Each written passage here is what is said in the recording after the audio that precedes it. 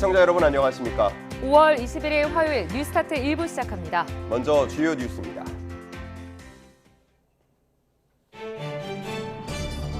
해외 직구 문제와 관련해 논란이 커지자 대통령실이 공식 사과했습니다. 여권 내에서도 질타가 나왔는데 앞으로 주요 정책을 결정하는 주체는 집권 여당이어야 한다는 점도 분명히 했습니다. 최상병 특검법에 대한 제2요구, 즉 대통령 거부안이 오늘 국무회의에 오를 전망입니다. 윤석열 대통령이 거부권을 행사할 것으로 예상되는 가운데 여야 대치도 계속되고 있습니다. 최상병 사건 외압 의혹을 수사하는 공수처가 김계환 해병대 사령관과 박정훈 전 해병대 수사단장을 오늘 소환합니다. 이른바 대통령 경로설에 관한 두 사람의 엇갈린 진술을 두고 대질 조사도 검토하고 있습니다. 김건희 여사의 명품 가방 수수 의혹을 고발한 인터넷 매체 서울의 소리 백은종 대표가 검찰 조사를 받았습니다. 백 대표는 최재형 목사와 김 여사의 메신저 대화 내역을 검찰에 제출했다고 밝혔습니다. 음주운전 사실을 뒤늦게 인정한 가수 김호중 씨가 출국 금지된 데 이어 검찰은 김 씨의 사고 후 추가 음주 논란과 관련해 처벌 규정을 새로 만들기로 했습니다. 경찰은 조만간 김 씨를 소환하고 구속영장을 신청하는 방안도 검토하고 있습니다. 헬리콥터 추락 사고로 대통령이 사망한 이란이 다음 달 28일 대통령 보궐선거를 치르기로 했습니다. 미국과 중국, 러시아 등 국제사회의 애도도 이어지고 있습니다. 지난 2일 야당 주도로 국회 본회의를 통과한 최상병 특검법 제2요구, 즉 대통령 거부안이 오늘 국무회의에 오를 전망입니다. 한덕수 국무총리는 오늘 국무회의 전 모두 발언을 통해 특검법의 부당성 등을 설명한 뒤 제2요구안을 심의 의결할 것으로 보입니다. 제2요구안이 의결되면 윤 대통령이 이를 제거하는 형태로 거부권 행사 여부를 최종 결정하게 됩니다. 해병대 최상병 순직 사건 외압 의혹을 수사하는 공수처가 진술이 엇갈리는 당사자들을 오늘 함께 불러 조사합니다. 고위공직자범죄수사처는 오늘 오전 김계환 해병대 사령관을 피의자 신분으로 다시 불러 조사합니다. 오후에는 박정훈 전 해병대 수사단장도 부르는데 이른바 대통령 경로설 등 두 사람의 엇갈린 진술을 두고 대질 조사를 검토하고 있습니다. 정부가 최근 국가 인증 통합 마크 KC 인증을 받지 못한 제품에 대해 해외 직구를 금지한다고 발표했다가 번복한 것과 관련해 대통령실이 사과했습니다. 네, 국민에게 혼란과 불편을 끼쳐 죄송하다고 말하며 해외 직구 KC 인증 도입 방침을 전면 재검토하기로 했습니다. 성태훈 정책실장 브리핑 내용 직접 보시죠. 저렴한 제품을 구매하기 위해 애쓰시는 국민에게 불편을 초래한다는 점을 충분히 고려하지 못한 부분입니다. 이에 대해 송구합니다. 법 개정 전에는 위해성이 확인된 경우에만 차단한다는 방침을 충분히 설명하지 못해 6월부터 80개 품목의 해외 직구가 금지된다고 알려져 혼선을 초래한 점 역시 죄송합니다. 국민 불편이 없도록 김건희 여사의 명품 가방 수수 의혹과 관련해 윤석열 대통령 부부를 고발한 인터넷 매체 서울의 소리 백은종 대표가 8시간 넘게 검찰 조사를 받았습니다. 서울중앙지방검찰청은 어제 오후 2시부터 밤 10시 40분까지 백 대표를 고발인 신분으로 불러 조사했습니다.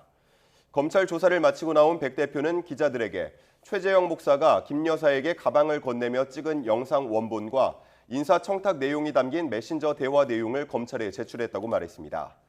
검찰은 관계자 진술과 관련 자료를 토대로 김 여사가 수수한 명품 가방의 대통령 직무 관련성 등을 확인할 방침입니다. 경찰이 사건 발생 열흘 만에 음주운전 사실을 시인한 가수 김호중 씨를 조만간 소환할 계획이라며 수사에 적극 협조해 주길 바란다고 밝혔습니다. 조지호 서울경찰청장은 어제 기자간담회에서 김 씨 측과 출석 조사 일정을 조율하고 있다며 이같이 밝혔습니다. 지난 16일 김 씨의 소속사와 자택을 압수수색한 경찰은 법무부를 통해 김 씨와 김 씨 매니저, 소속사 관계자 등 4명에 대해 출국 금지 조치도 완료했습니다. 헬리콥터 추락 사고로 현직 대통령을 잃은 이란이 대통령 보궐선거일을 다음 달 28일로 확정했습니다. 이란 선거관리위원회는 헌법 관련 조항에 따라 이같이 결정했고 대선 후보자 등록은 이달 28일 마감된다고 모흐센 에슬람이 선관위 대변인이 밝혔습니다. 앞서 이란 정부는 에브라임 라이시 대통령이 19일 오후 발생한 헬기 사고로 숨졌다고 공식 발표했습니다. 정부의 해외 직구 규제 대책 발표로 혼선이 빚어진 데 대해 국민에게 불편을 끼쳐 죄송하다고 대통령실이 공식 사과했습니다. 윤 대통령은 사과 브리핑을 지시한 데 이어 재발 방지책도 주문했습니다. 강희경 기자가 보도합니다. 정부의 국가인증 통합마크 KC 미인증 제품에 대한 해외 직구 금지 발표를 둘러싸고 주말 사이 큰 혼선이 빚어진 데 대해 대통령실이 공식으로 사과했습니다. 성태윤 정책실장은 브리핑을 열고 정부의 대책 발표로 국민께 불편을 끼쳐 사과한다고 밝혔습니다. 성 실장은 정부 대응에 크게 두 가지 부족한 점이 있었다고 설명했습니다. 먼저 국민 안전을 위한 것이라 하더라도 소비자의 선택권을 과도하게 제한한다는 점을 인지했어야 한다고 말했습니다. 소비자의 선택권을 과도하게 제한하고 저렴한 제품을 구매하기 위해 애쓰시는 국민에게 불편을 초래한다는 점을 충분히 고려하지 못한 부분입니다. 이에 대해 송구합니다. 또 법 개정 등 절차가 필요하고 개정 전에는 위해성이 확인된 경우에만 차단한다는 방침을 충분히 설명하지 못해 혼선을 초래했다고 인정했습니다. 성태윤 실장은 이어 윤 대통령이 정책의 사전 검토 강화 등 각종 재발 방지책 마련을 지시했다고 전했습니다. 당정 협의를 포함한 국민 의견 수렴 강화, 브리핑 등 정책 설명 강화, 그리고 정부의 정책 리스크 관리 시스템 재점검 등 재발 방지 대책 마련을 지시하셨습니다. 이번 사과는 정책 혼선과 관련한 보고 뒤 윤 대통령의 지시에 따라 이뤄진 것으로 전해졌습니다. 매주 열리는 국무총리와의 주례 회동도 질책성으로 취소됐고 총리실은 내부적으로 징계 가능성도 검토하는 것으로 알려졌습니다. 대통령실은 이번 사안이 윤 대통령에게 보고되지 않았던 만큼 대통령이 직접 사과한 건 아니라고 선을 그었습니다. 다만 악화하는 여론의 추이를 실시간으로 분석한 결과 민심에 더 귀를 기울여야 한다는 판단에 따라 발빠른 대응을 결정했다고 배경을 설명했습니다. YTN 강희경입니다. 정부가 해외 직구 규제 대책을 철회한 것을 두고 여권 내에서도 이례적으로 쓴소리가 나왔습니다. 여당 원내 지도부가 앞으로는 당과 상의하라며 경고성 메시지를 냈는데 야당도 이번 정책 혼선을 강하게 질타했습니다. 강민경 기자의 보도입니다. 국민의힘은 정부가 여당과의 사전 협의 없이 설익은 정책을 내놓았다고 비판했습니다. 여론을 살피지 않아 국민적 공감을 얻지 못했고 사회적 혼란만 가져왔다며 이례적으로 정부 정책에 날을 세운 겁니다. 당정 협의 없이 설익은 정책이 발표되어 국민들의 우려와 혼선이 커질 경우 당도 주저없이 정부에 대해 강한 비판의 목소리를 낼 것임을 분명히 말씀드립니다. 앞으로 주요 정책을 결정하는 주체는 집권 여당이어야 한다는 점도 분명히 했습니다. 국민 여론 수렴 기능이 당에 있는 만큼 정책 결정에 주도권을 주겠다는 뜻으로 풀이됩니다. 앞으로 정부 각 부처는 각종 민생 정책, 특히 국민 일상생활에 미치는 영향이 큰 주요 정책을 입안하는 과정에서 반드시 당과 사전에 충분히 협의해 줄 것을 촉구합니다. 앞서 여권 잠룡대도 한 목소리로 정부를 몰아세웠습니다. 총선 패배 뒤 회복되지 못하고 있는 민심을 감안한 당권 행보란 분석도 나옵니다.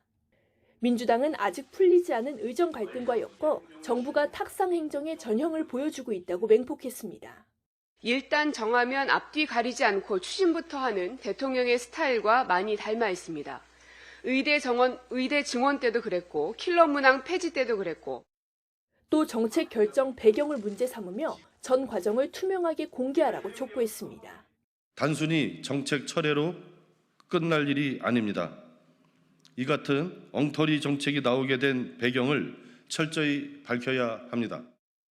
정부 정책을 겨냥한 집권 여당 국민의힘의 이례적인 공개 비판은 지난 총선 패배로 확인된 냉랭한 민심의 위기감이 확산한 결과라는 분석도 나옵니다. YTN 강민경입니다. 윤석열 대통령이 오늘 야당 주도로 국회를 통과한 최상병 특검법에 대해 거부권을 행사할 것으로 보입니다. 다만 거대 야권이 윤 대통령이 거부한 법안들을 줄줄이 재발의할 예정이라 거부권 정국은 앞으로 상당 기간 이어질 전망입니다. 권남기 기자입니다. 윤석열 대통령이 최상병 특검법에 대해 제2요구권, 이른바 거부권을 행사하는 건 오늘 국무회의 직후가 될 것으로 보입니다. 한덕수 국무총리가 국무회의 모두 발언으로 법안의 부당성을 지적한 뒤 제2요구안이 의결되면 윤 대통령이 제가하는 형태입니다. 대통령실은 그동안 수차례에 걸쳐 최상병 특검법에 대한 거부권 행사 방침을 내비쳐왔습니다. 권력형 비리수사 전담기구인 공수처가 현재 조사를 진행 중인 만큼 그 결과를 지켜보는 게 우선이란 겁니다.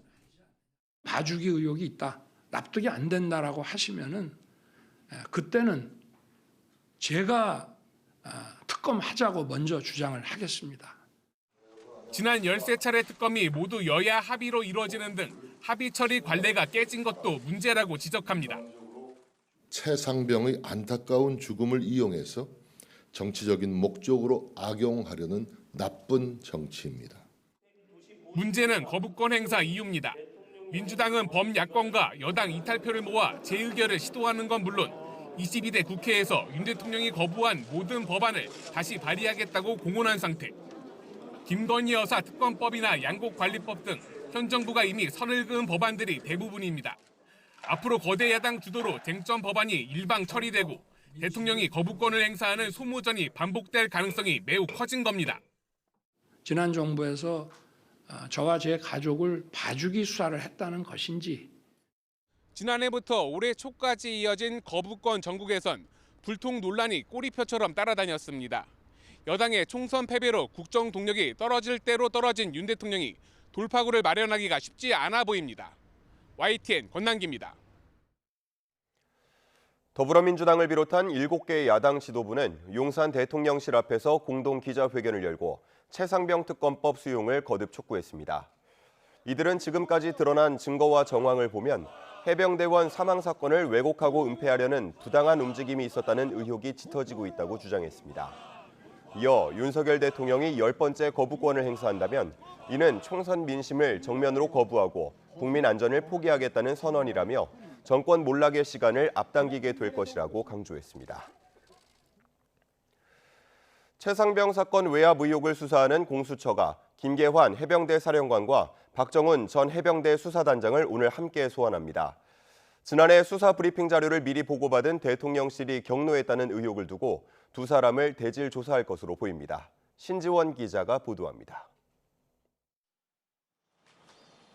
고위공직자 범죄수사처가 김계환 해병대 사령관을 다시 부릅니다. 최상병 사망 사건을 민간 경찰에 넘기지 못하도록 방해한 혐의로 조사를 받은 지 약 보름 만입니다. 박정훈 대령에게 VIP가 경로했다는 말을 전한 적이 없으십니까?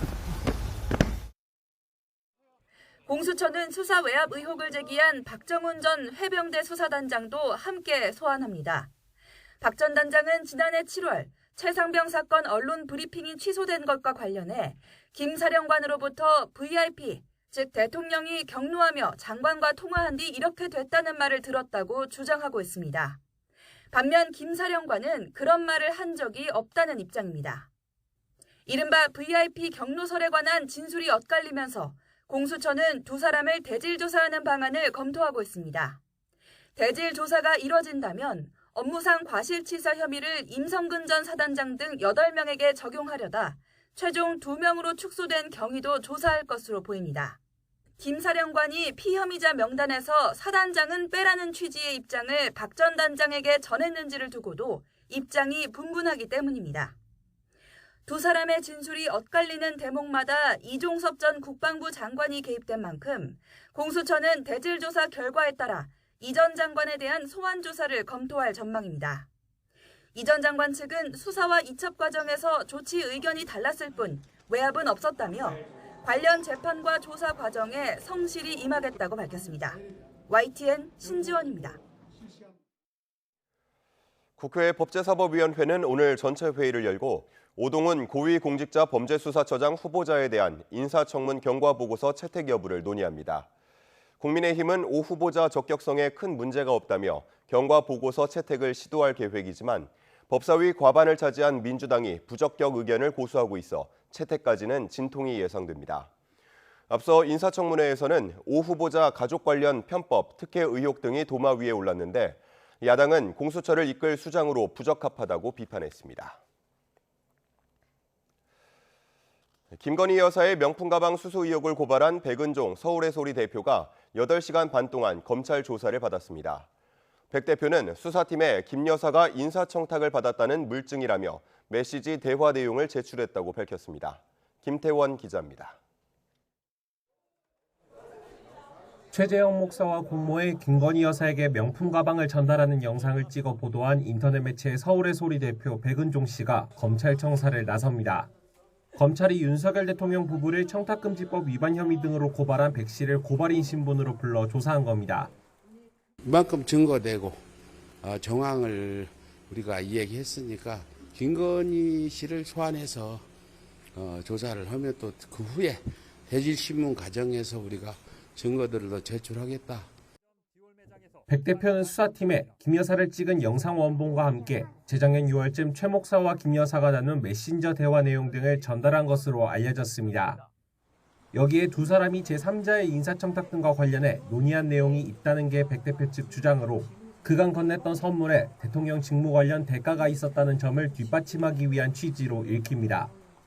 제출했던 자료에서 이제 등장했던 그 분은 이제 그 최재형 목사 외에 이제 제3자는 한 분이 있었고요. 근데 이제 그 분이 이제 뭐 생각했던 것보다는 상당한 이제 조금 유력 인사셔서 실제로 그런 청탁이 이루어졌는지는 조금 확인을 해달라고 검찰에 요청하였습니다. 백 대표는 검찰 조사에 앞서서는 대검찰청을 찾아 윤 대통령 부부에 대한 추가 고발장도 냈습니다. 화장품과 양주, 서적 등 모두 6가지 선물을 김 여사에게 줬다며 이 부분도 수사해달라는 겁니다. 다만 지휘부가 대거 교체되는 서울중앙지검은 믿기 어렵다면서 따로 배당해 수사해야 한다고 주장했습니다. 검찰은 인사와 무관하게 수사한다는 원칙론을 거듭 강조하고 있습니다. 김 여사에 대한 조사 여부나 방식은 여전히 물음표로 남은 가운데 김 여사가 받았다는 책을 아파트 분리수거장에서 습득했다는 주민 권모 씨를 참고인 신분으로 곧 조사합니다. YTN 김태원입니다. 경찰이 음주운전 사실을 인정한 가수 김호중 씨를 곧 소환 조사합니다. 김 씨를 포함해 소속사 대표 등에 대해선 출국 금지 조치도 내려졌습니다. 권준수 기자가 보도합니다. 사고 발생 열흘 만에야 음주운전 사실을 인정한 김호중 씨. 경찰은 김 씨가 음주운전을 시인한 직후 소환 일정 조율에 들어갔습니다. 김 씨 측 변호인은 사과문 발표 바로 다음 날 출석하겠다는 뜻을 전달했지만 경찰은 준비를 마치는 대로 부르겠다는 입장인 것으로 전해졌습니다. 일단 경찰은 출국 금지 조치부터 완료한 상황입니다. 기존 뺑소니 혐의에다 음주운전까지 시인한 김 씨뿐 아니라 운전자 바꿔치기와 증거인멸을 주도한 소속사 대표와 김 씨 매니저 등 모두 4명이 포함됐습니다. 경찰은 김 씨와 같이 있던 유명 가수와 개그맨 등 연예인 2명에 대해서도 전화로 참고인 조사를 마쳤습니다. 필요할 경우 직접 불러 조사하는 방안도 검토하고 있습니다.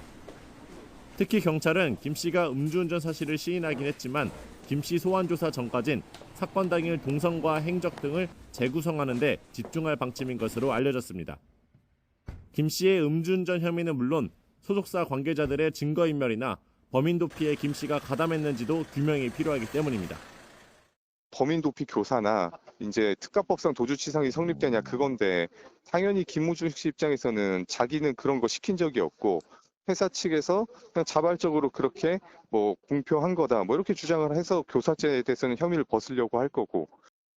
김 씨는 지난 9일 뺑소니 사고를 내기 전까지 스크린 골프장과 식당, 유흥업소를 거쳤는데 이동 때 대리기사를 이용하는 등 곳곳에서 음주 정황이 드러난 상황입니다. 경찰은 김 씨의 운전과 직접적 관계가 있는 음주가 어느 정도인지 확정하는 게 1차적 과제라고 설명했습니다. 구속영장 신청 여부에 대해선 아직 확정된 건 없다면서도 수사 협조 여부와 증거인멸 우려가 중요한 판단 요소가 될 것이라고 강조했습니다. YTN 권준수입니다. 가수 김호중 씨의 음주운전, 뺑소니 등 논란과 관련해 이원석 검찰총장이 사법 방해 행위에 엄정 대응하라고 전국 검찰청에 지시했습니다. 이 총장은 어제 최근 피의자가 수사와 공판 과정에서 음주운전과 운전자 바꿔치기, 음주 사고 후 의도적인 추가 음주, 허위 진술 등으로 형사사법체계를 무너뜨리려 하고 있다며 이같이 말했습니다. 이어 수사 단계부터 경찰과 협력해 의도적이고 조직적인 사법 방해에 대해선 관련 처벌 규정을 적극적으로 적용하고 구속 사유를 판단할 때도 반영하라고 지시했습니다. 대검은 또 음주 교통사고를 낸 뒤 의도적으로 추가 음주를 하는 경우 운전 시점에 혈중 알코올 농도를 입증하는 데 어려움이 있다며 의도적인 추가 음주 행위를 처벌하는 규정을 신설하는 법안을 법무부에 입법 건의했다고 밝혔습니다. 사고 열흘 만에 음주운전 사실을 인정한 가수 김호중 씨가 여전히 인정하지 않은 혐의가 있습니다. 바로 증거인멸 교사 혐의인데 관련 증거 확보에 주력하는 경찰이 혐의 적용에 성공할 경우 실형 가능성도 작지 않습니다. 이대건 기자의 보도입니다. 사고 전까지 가수 김호중 씨가 있었던 술자리는 모두 3곳. 먼저 스크린 골프장에서 일행들과 함께 맥주를 주문했고 식당으로 옮겨 저녁을 먹으면서 소주 7병과 맥주 3병을 시킨 것으로 전해졌습니다. 3차로 룸사롱으로 가서도 술을 주문한 것으로 전해졌습니다. 처음엔 술자리를 함께 했지만 술은 마시지 않았다. 술잔에 입은 댔지만 음주는 하지 않았다고 철저히 부인하다가 사고 열흘 만에 음주운전 사실을 인정했습니다. 한 번에 수십억 규모의 매출을 내는 대규모 콘서트를 끝낸 직후입니다. 영상에 고스란히 담긴 사고 후 미조치, 특가법상 도주치상 혐의와 함께 김 씨가 현재까지 인정한 혐의입니다. 사고 후 미조치는 5년 이하의 징역 또는 1,500만 원 이하의 벌금형에, 도주치상은 최대 1년 이상의 징역 또는 3천만 원 이하의 벌금형에 처하도록 하고 있습니다. 김 씨가 아직 인정하지 않은 혐의도 있습니다. 바로 증거인멸 교사 혐의.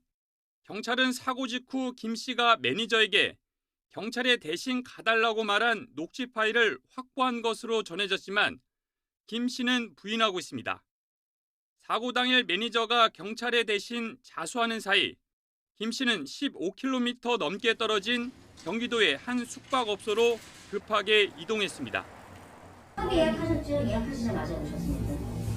한 10분 만에 온 거예요? 아니면 거의 그 정도. SUV 차량에 있는 메모리 카드를 폐기할 때 김 씨가 가담했는지도 수사 대상입니다. 이미 출국 금지된 기획사 대표, 본부장, 매니저와 함께 조직적으로 가담했거나 최소한 공모했다면 형량이 가중될 수 있습니다. 핵심은 지금 공무집행 방해를 조직적 차원에서 김호중 씨도 함께 한 것이 분명한 것인지에 대한 수사에 초점이 맞춰져 있습니다.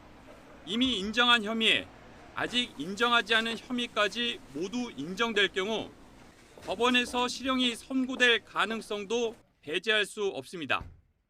경찰은 현재 김 씨에 대해 구속영장을 신청하는 방안을 검토하고 있습니다. YTN 이다운입니다. 음주운전 사건이 끊이지 않자 정부가 상습 음주운전을 근절하기 위한 대책을 내놨습니다. 스스로 음주 측정을 해야만 차를 움직일 수 있는 장치를 달도록 했는데요. 화면으로 직접 보겠습니다. 네, 음주운전 얼마나 심각한지 먼저 알아보겠습니다. 지난해 음주운전 사망자 수는 159명. 이전보다는 소폭 줄었지만 여전히 많은데요. 음주운전 재범 비율도 여전히 높습니다. 지난 2021년부터 40%대를 이어오고 있는데 음주운전으로 적발된 10명 중 4명 이상이 또다시 술을 마시고 운전대를 잡다가 적발되는 겁니다. 상황이 이렇다 보니 정부가 오는 10월부터는 음주운전 재범자에 대해서는 조건부로 운전면허를 발급하기로 했습니다. 최근 5년 안에 음주운전으로 2번 이상 적발된 사람들은 차량에 음주운전 방지 장치를 설치해야만 운전할 수 있습니다. 이 방지 장치의 핵심은 운전자가 운전하기 전에 직접 호흡을 측정해야만 차에 시동이 걸리는 건데요. 혈중 알코올 농도가 기준치 이상 검출되면 시동이 걸리지 않습니다. 방지 장치 기기와 설치 비용은 약 200에서 300만 원 정도인데 모두 운전자 부담입니다. 만약 이 장치를 설치하지 않고 운전하면 면허 취소는 물론 징역 1년의 이하 또는 300만 원 이하의 벌금 등의 처벌을 받게 되는데 이는 무면허 운전 적발대와 같습니다. 음주운전 방지 장치는 미국이나 캐나다, 유럽 등에서도 사용하고 있는데요. 대표적인 게 시동을 걸기 전 얼굴 인식을 하는 장치입니다. 이 장치에는 주행 중에도 여러 차례 운전자의 얼굴을 인식해 분석하는 기능도 있습니다. 정부는 오는 10월 도로교통법 개정 시행 전까지 음주운전 재범자와 동승자가 운전자 바꿔치기를 하는 것을 막는 세부 방안까지 준비하고 있습니다. 헬리콥터 추락 사고로 현직 대통령을 잃은 이란이 대통령 보궐선거일을 다음 달 28일로 확정했습니다. 이란 선거관리위원회는 헌법 관련 조항에 따라 이같이 결정했고 대선 후보자 등록은 이달 28일 마감된다고 모흐센 에슬라미 선관위 대변인이 밝혔습니다. 앞서 이란 정부는 에브라임 라이시 대통령이 19일 오후 발생한 헬기 사고로 숨졌다고 공식 발표했습니다. 아야톨라 세예드 알리 하메네이 이란 최고 지도자는 헌법에 따라 모하마드 모크베르 수석 부통령이 대통령 직무를 대행한다고 밝혔습니다. 에브라임 라이시 이란 대통령이 헬기 추락으로 사망한 사고와 관련해 거짓 정보가 SNS에서 확산하고 있습니다. 사고 소식이 전해진 뒤 SNS에는 라이시 대통령이 탄 헬기라고 주장하며 헬기 한 대가 산 중턱에 추락해 검은 연기를 내뿜고 있는 영상이 퍼졌습니다. 160만 회 넘는 조회수를 기록한 이 영상은 2022년 조지아에서 추락한 구조 헬기 영상인 것으로 확인됐다고 BBC는 전했습니다. 라이시 대통령이 탑승한 헬기라며 SNS에서 10만 회 조회된 또 다른 헬기의 잔해 사진 역시 2019년 모로코에서 발생한 헬기 추락 사고 관련 사진이었다고 BBC는 보도했습니다. 에브라임 라이시 이란 대통령의 사망에 대해 중동 국가들은 물론 중국과 러시아 등 국제사회의 애도가 이어지고 있습니다. 일단 테러 가능성은 희박한 것으로 보이며 악천후와 노후 헬기로 인한 사고 가능성 등이 제기되고 있습니다. 신홍진 기자의 보도입니다. 블라디미르 푸틴 러시아 대통령은 뛰어난 지도자로 칭했고 시진핑 중국 국가주석도 좋은 친구를 잃었다며 조의를 표했습니다. 카타르와 이라크, 레바논 등 중동 이웃 국가들도 애도 기간을 선포하는 등 일제히 슬픔과 위로를 전했습니다.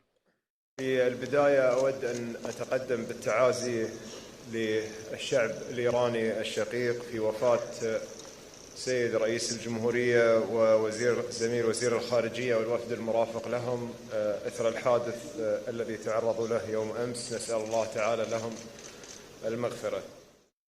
이란의 지원을 받는 레바논 내 무장 세력인 헤즈볼라는 소셜 미디어를 통해 장문의 애도문을 발표하면서 이들의 죽음과 관련된 별다른 의혹을 제기하지는 않았습니다. 하마스도 이스라엘에 대한 팔레스타인의 저항을 지지해준 데 경의를 표하며 조의만 전했습니다. 최근 이란과 미사일을 주고받으며 공방을 벌인 이스라엘은 배후설을 의식한 듯 이번 사고와 무관하다며 선을 그었습니다. 익명을 요구한 이스라엘 관리는 로이터 통신에 이스라엘은 헬기 추락에 관여하지 않았으며 우리가 한 게 아니다라고 강조했습니다. 이란 대통령 헬기 추락이 긴급 뉴스로 타전된 이후 전 세계는 사고 원인에 지대한 관심을 보였습니다.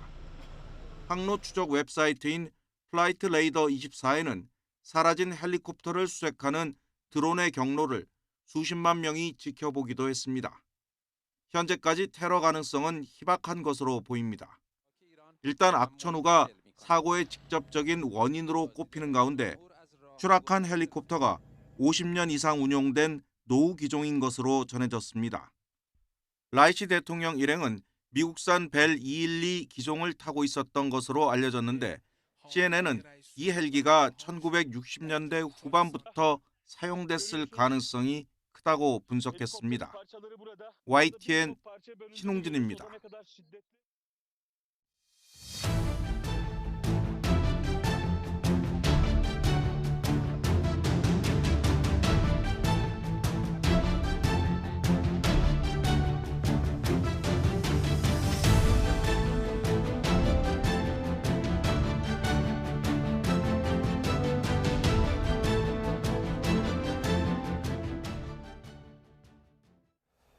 문재인 전 대통령의 회고록을 둘러싼 논란이 좀처럼 사그라들지 않고 있습니다. 특히 과거 김정숙 여사의 인도 외유 논란이 다시 쟁점으로 부각했는데 여야는 각각 참회록을 써야 할 대상은 상대방이라며 신경전을 벌였습니다.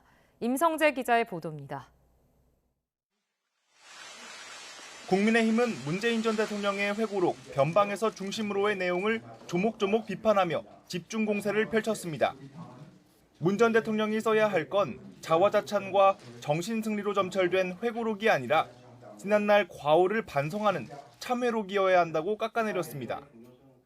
대북 제재를 풀어달라고 국제사회를 돌아다니면서 김정은을 대변한 이를 비롯해 새 공무원 피격 사건, 탈북언민, 강제 북송 등 문 전 대통령 집권 기간은 대한민국 외교사의 흑역사로 기록될 것입니다. 특히 김정숙 여사의 인도 방문을 영부인 첫 단독 외교라고 높이 평가한 대목을 파고들었습니다. 지난 2018년 당시 우리 외교부가 인도 측에 먼저 김정숙 여사 초청을 타진한 정황이 국정감사 등을 통해 드러났는데 해괴한 주장을 펴고 있다는 겁니다.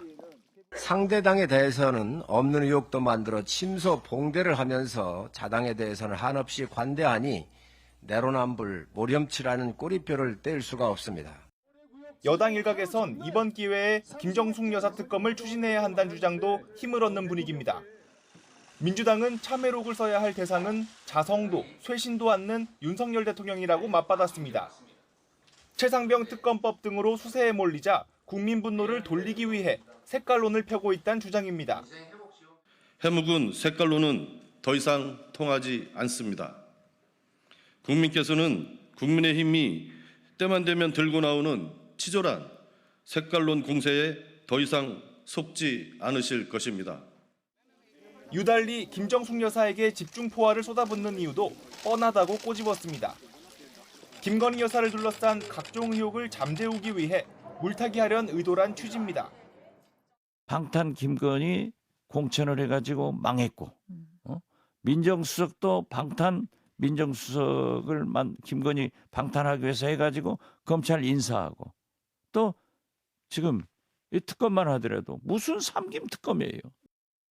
문재인 전 대통령 회고록을 두고 여야 대치 전선이 확대된 모습인데 22대 국회를 앞둔 전국 주도권 싸움의 성격도 없지 않다는 분석입니다. YTN 임성재입니다. 외교부는 문재인 전 대통령 회고록에 담긴 김정숙 여사의 인도 방문 관련 논란에 대해 당시 우리 측이 영부인의 방문을 먼저 제안했었다는 입장을 재확인했습니다. 외교부는 2022년에 밝힌 바와 같이 당초 인도 측이 허왕후 기념공원 착공식과 디왈리 축제에 우리 외교장관을 초청했지만 우리 측은 다른 외교 일정으로 어려운 상황임을 통보했다고 설명했습니다. 이후 인도 측은 우리 문화체육관광부 장관을 초청했고 우리 측은 문체부 장관이 행사에 참석하도록 추진했습니다. 그런데 추진 과정에서 우리 측은 영부인이 함께 방문하는 방안을 검토 중이라고 인도 측에 설명했고 인도 측은 총리 명의 초청장을 송부해왔다고 외교부는 설명했습니다.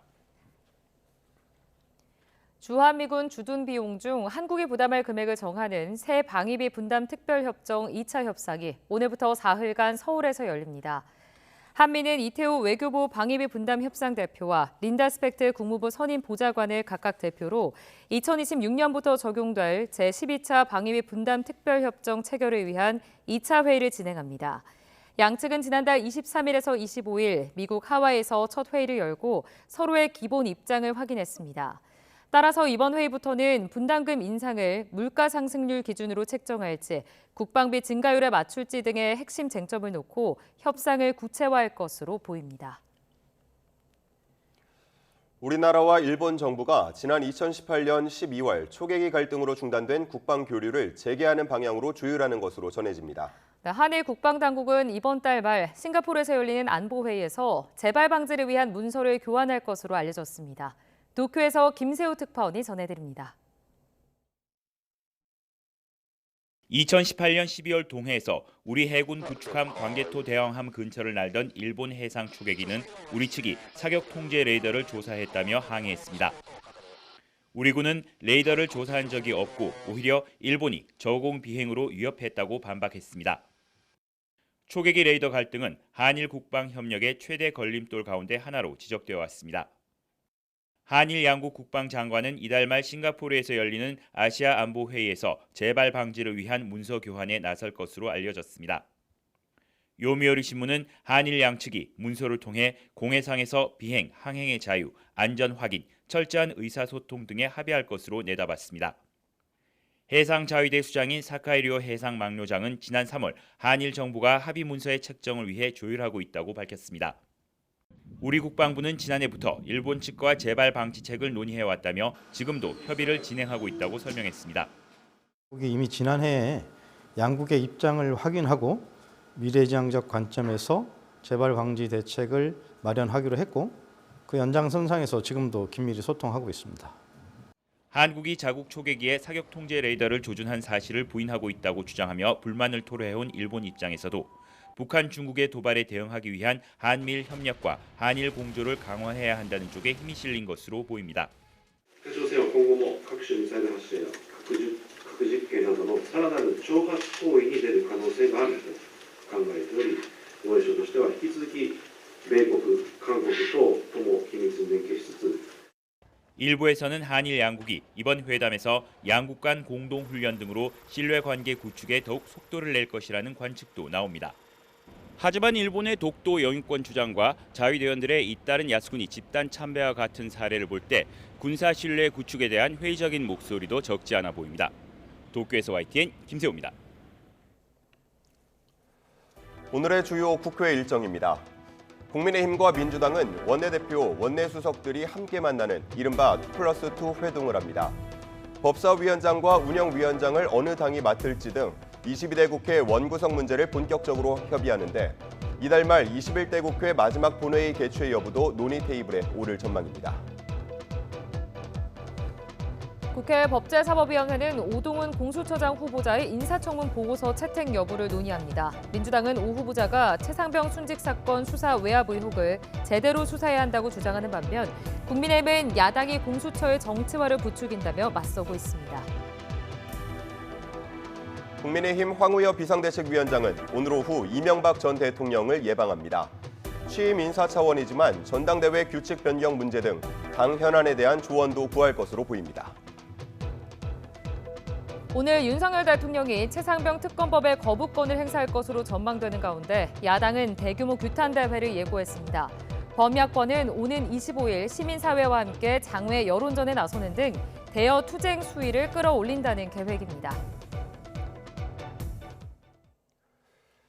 정부가 의대 증원은 확정된 것이라고 못 박으며 이번 주 대학별 모집 계획을 심의해 오는 30일에 발표하겠다고 밝혔습니다. 의대 교수협의회는 이에 반발하며 법원에 탄원서를 제출했습니다. 염혜원 기자입니다. 교육부는 의대 증원 철회는 불가능하다며 이제는 천재지변이 아니라면 그대로 간다고 못 박았습니다. 이달 말 시한을 어긴다면 모든 수험생과 학부모의 문제가 되어버린다는 겁니다. 교육부는 오는 24일 한국대학교육협의회 심의와 승인을 거쳐 30일 결과를 공개하겠다고 밝혔습니다. 관심을 끄는 지역 인재 전형과 정시, 수시 비율 등이 포함된 최종 모집 계획입니다. 이주호 부총리는 각 대학에 의대 증원을 위한 신속한 학칙 개정을 주문했습니다. 사법부에서도 의료개혁과 의대 정원 확대의 필요성을 공공복리 측면에서 인정하고 있는 만큼 개별 대학에서도 이를 반드시 반영하여 학칙을 개정해 주시기 바랍니다. 또 의대생들이 집단 유급에 이르지 않도록 학교가 나서 설득하라고 촉구했습니다. 병원을 떠난 지 석 달이 된 전공의들을 향해서는 전문의 자격을 취득하려면 조만간 돌아와야 한다고 경고했습니다. 개개인의 진로에 중대한 영향을 미칠 수 있는 만큼 불이익을 받지 않도록 병원으로 조속히 돌아와 수련에 임해 주시기 바랍니다. 하지만 의료계 역시 이대로 물러서지는 않을 기세입니다. 전국의대교수협의회는 아직 남은 증원정지 가처분 재판의 결론을 이달 말까지 내달라며 법원에 탄원서를 제출했습니다. 5월 29일 이전에 결정을 내려주시길 부탁드리는 것이 첫 번째 요청이고요. 두 번째 요청은 전국의 32개 대학과 교육부에게 바로 그 재판부의 결정이 내려지기 전까지는 2026년 5학년도 대입 정원 모집 공고를 중개해달라 하는 것이고요. 의료계는 또 오는 22일 긴급 총회를 열어 의대 증원에 종지부를 찍으려는 정부에 대응할 새로운 방침을 내놓을 것으로 보입니다. YTN 염혜원입니다.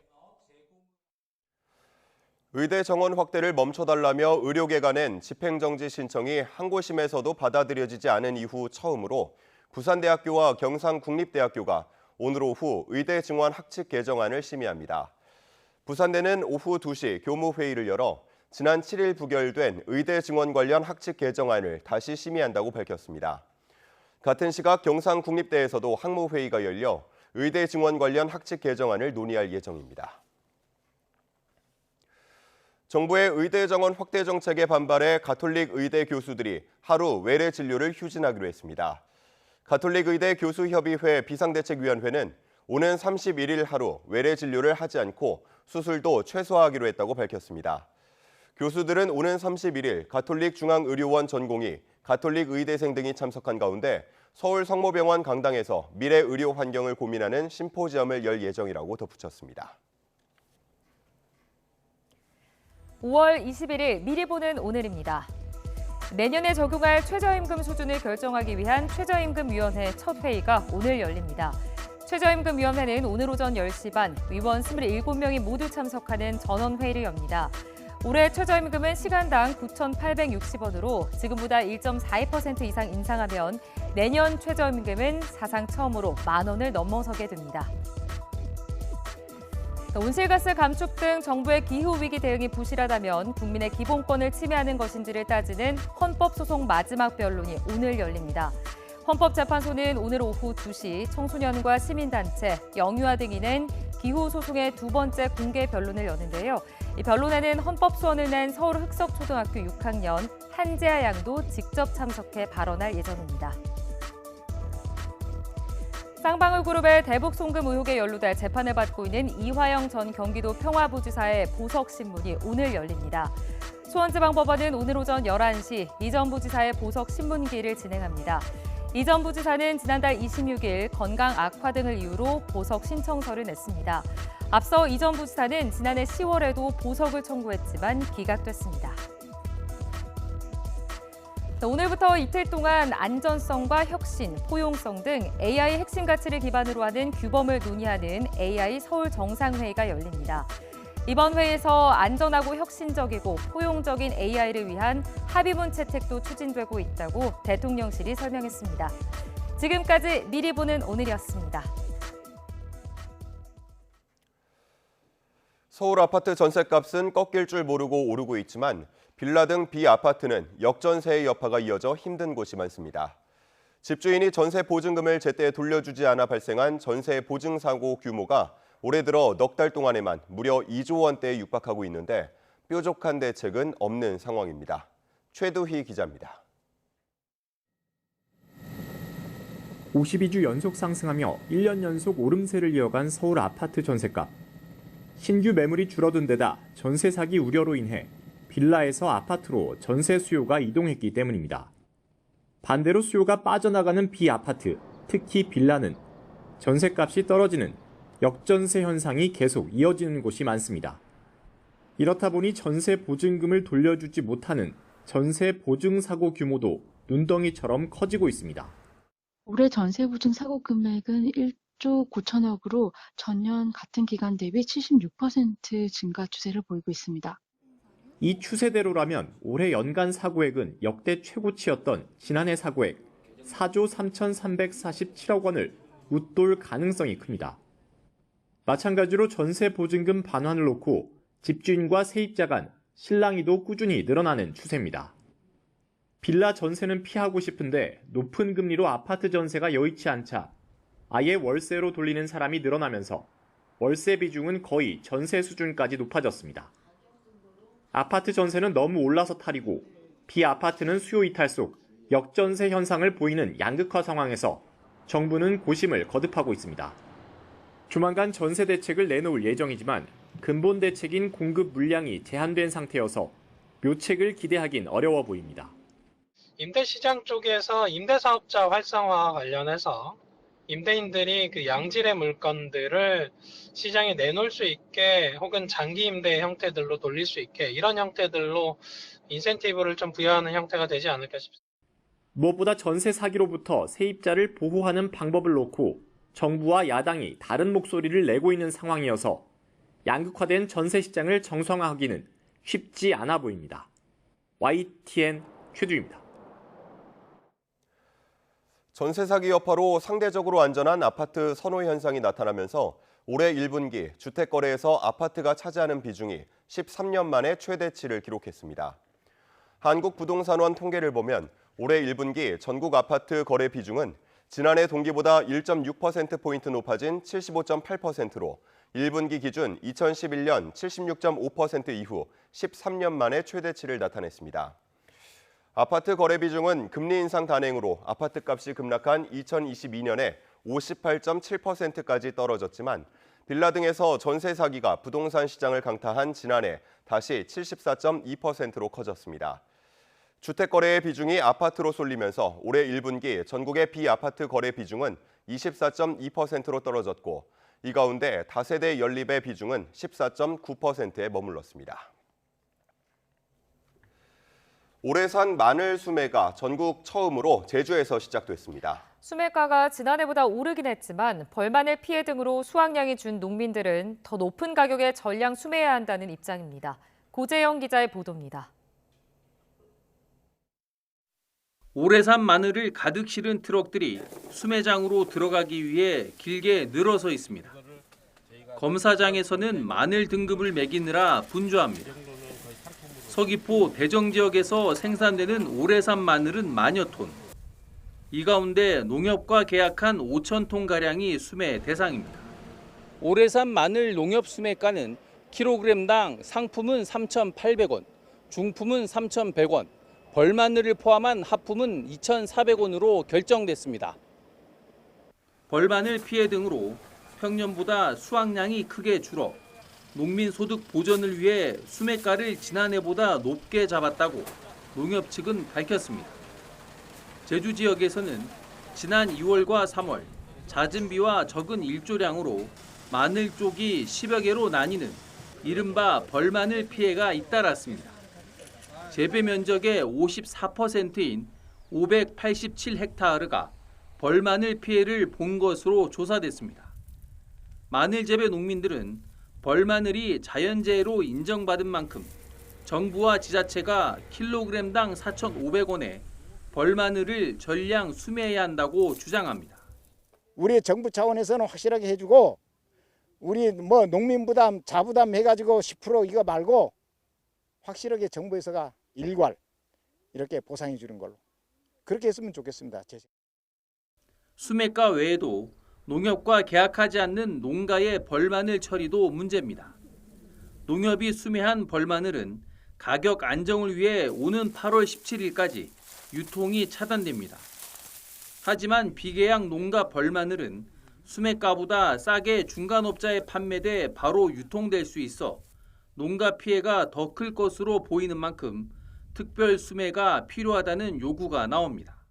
수매를 함으로써 우리 햇마늘 가격이 정말 안정이 되고 그렇지 못할 경우에는 햇마늘 가격에 크다는 영향이 있기 때문에 제주뿐만 아니라 전남, 경남에서도 벌마늘 피해가 잇따르고 있어 농업 재해에 따른 지원금 외에 정부의 추가 특별 대책이 필요합니다. YTN 고재영입니다. 오늘은 전국이 대체로 맑은 가운데 서쪽 지방을 중심으로 기온이 크게 오르겠습니다. 네, 반면 동해안 지역은 동풍이 불며 낮에도 선선하겠는데요. 자세한 날씨 알아보겠습니다. 신미림 캐스터. 네, 기상센터입니다. 네, 어제는 남부지방이 한여름처럼 더웠는데 오늘은 좀 다르다고요? 네, 어제는 남부지방을 중심으로 기온이 크게 올랐다면 오늘은 서울 등 서쪽 지방을 중심으로 여름 더위가 나타나겠습니다. 오늘 서울의 한낮 기온은 28도로 어제보다 5도나 높겠는데요. 반면 동풍이 부는 동해안 지방은 포항이 19도 선에 머무는 등 한낮에도 비교적 선선하겠습니다. 자세한 지역별 기온부터 살펴보면 현재 서울 기온은 16.5도, 대전은 16.2도, 대구는 15.2도에서 출발하고 있습니다. 한낮에는 기온이 크게 올라서 일교차가 10도 이상 크게 벌어지겠는데요. 오늘 서울과 대전, 광주의 낮 기온이 28도, 전주는 29도 선까지 크게 올라서 예년 이맘때 기온을 2, 3도가량이나 크게 웃돌겠고요. 반면 동풍이 부는 동해안 지방은 강릉이 22도, 울산 20도 선에 머물면서 선선하겠습니다. 네, 어제 중부지방은 하늘빛이 흐렸는데 오늘은 다시 맑아진다고요? 네, 오늘은 전국적으로 쾌청한 하늘이 함께하겠는데요. 다만 오전까지 중부 서해안과 충청 전북에는 안개가 짙게 끼겠고요. 이슬비가 내리는 곳도 있겠습니다. 안개는 기온이 오르면서 점차 사라지겠고 낮 동안에는 대체로 맑은 하늘이 함께하겠습니다. 다만 맑은 하늘에 강한 볕이 내리쬐며 자외선 지수가 높게 치솟겠습니다. 자외선 차단제를 2-3시간마다 꼼꼼히 덧발라주셔야겠고요. 한낮 장시간 야외 활동은 조금 자제하시는 게 좋겠습니다. 네, 남은 이번 주 날씨는 어떤가요? 네, 당분간 뚜렷한 비 소식 없이 하늘 표정은 무난하겠습니다. 한낮에는 기온도 크게 올라서 일교차가 크겠는데요. 특히 내일과 모레는 다시 영남 내륙을 중심으로 30도 안팎의 여름더위가 기승을 부리겠고요. 선선했던 동해안 지역도 기온이 큰 폭으로 오르겠습니다. 지금까지 날씨 정보였습니다. 이상으로 뉴스타트 1부 마칩니다. 잠시 후 2부가 이어집니다. 시청해주신 여러분 고맙습니다.